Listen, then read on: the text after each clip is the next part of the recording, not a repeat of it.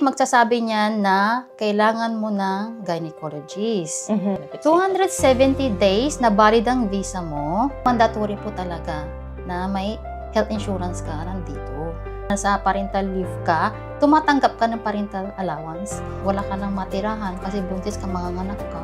Tutulungan ka nila, may shelter sila. So, kagandahan nga yung Extend na nila.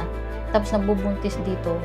Hindi ko naman advice na magbuntis kayo, pero lalabas ang birth certificate ng bata dito na papasok na sila dyan sa senaryo na yan na kailangan ng bata may pangalan. So, kailangan nilang magsabi sa ministry na depende po yun sa gynecologist nyo kung may approval. ma-approval po. Okay. Benefits na dapat i-apply din nila ng sabay. Sabi here. Basta overall 400. Yes. Okay.